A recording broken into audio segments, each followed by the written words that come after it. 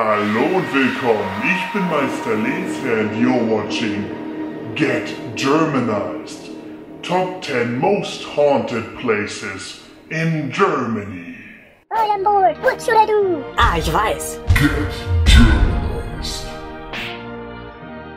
The B215. Between Stedebergen and Dörferden, near Verden-Aller, is known to be a road with strange happenings. Fact to this day is that this stretch of the road has had more accidents with deaths than any other area of the road. Witnesses tell about a white lady appearing on the road between 2 and 3 a.m. if you're driving too fast. It is unknown if this apparition is supposed to warn drivers or if it's the cause of the accident. Next up, the Babenhausen Barracks.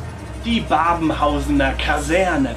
This place is now a museum, but the ghosts of German soldiers in World War II uniforms have been reported. Lights are said to turn on and off themselves and voices are heard in the basement. Footsteps and commands are allegedly heard at night, supposedly without any physical cause. Legend has it that if a soldier visits the museum and picks up a telephone, sometimes a woman is heard talking backwards, unintelligible, in neither German or English. The town was the site of a witch being burned in the 19th century, and her ghost is said to have seduced and then killed several German soldiers since then. Next up, Bernkastel-Kues Cemetery.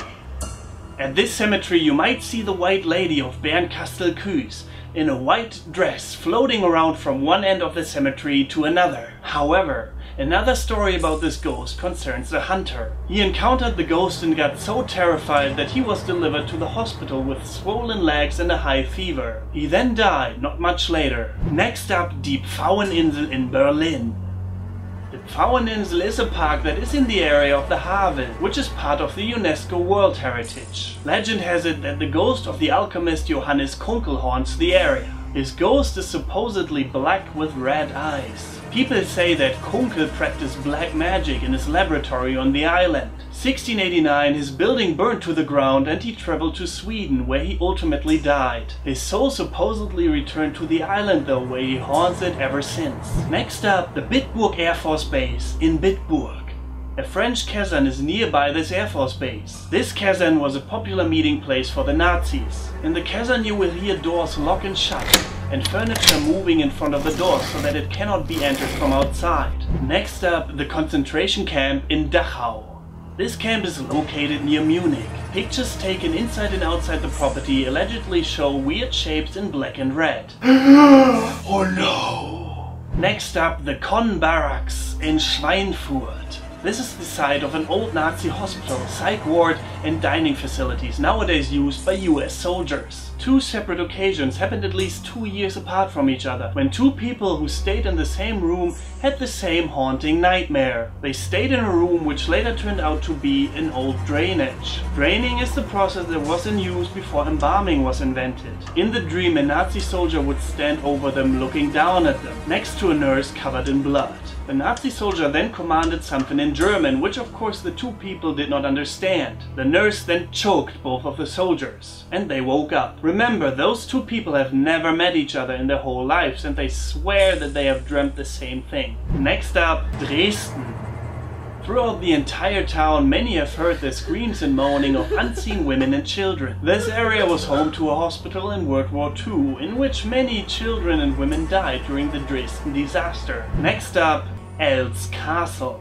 Rumor has it that the ghost of a medieval knight still haunts the castle grounds. If you want to have a look yourself, make sure to go before November 1st, since the castle closes down for winter break. And last but not least, on place number 1, the ghost ship of Emden. Das Geisterschiff von Emden. Legend tells that in a stormy night the entire town gathered at the docks to welcome home their loved ones from a fishing voyage. The dockmaster was also waiting on his son who worked on the ship. The people could already hear the screams and commands on the ship when the wind got so strong and the waves so high that the entire ship was taken off the water for a moment. The night was dark, lit only by a full moon, and the people yelled and screamed at the dockmaster to let down the rescue boats. But the dockmaster denied because he hated the captain of the ship. The people then reminded him that his own son was also on board of the ship, which finally persuaded him, but it was too late. The ship and everyone on board disappeared into the ocean that night and no soul was saved. To this day, at a full moon, the ship is said to return to the dock. If you know any more places that should be included in this top 10 list, let me know in the comment section below. Don't forget to rate this video and subscribe to the channel for more videos about the German language and culture. And now it's time to have a look at some of your comments. Ryan Ianu says, is it true that in Germany I can't download pirated movies and torrents? And if I do so, I will pay 3,000 euros? Well, yeah, it is true that there are heavy fines on like downloading pirated stuff, or at least when you upload stuff and when they catch you.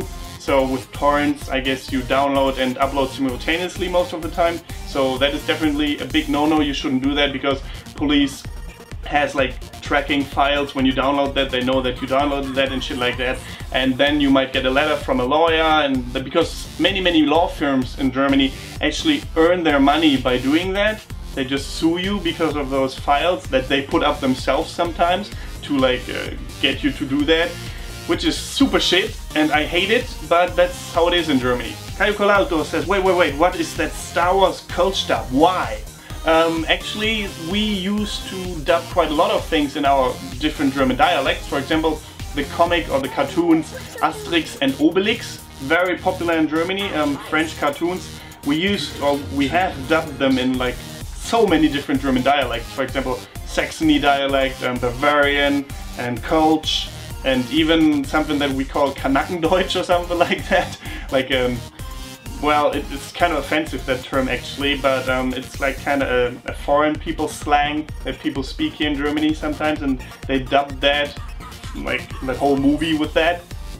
So yeah, that's why that Star Wars thing was dubbed in Kölsch, because they do it for other movies as well. That's it with the comments, guys. Vielen Dank fürs Zusehen. Don't forget to get Germanized. Goodbye and auf Wiedersehen. In the barracks, which are now a museum, the ghosts of soldiers in World War II uniforms have been reported.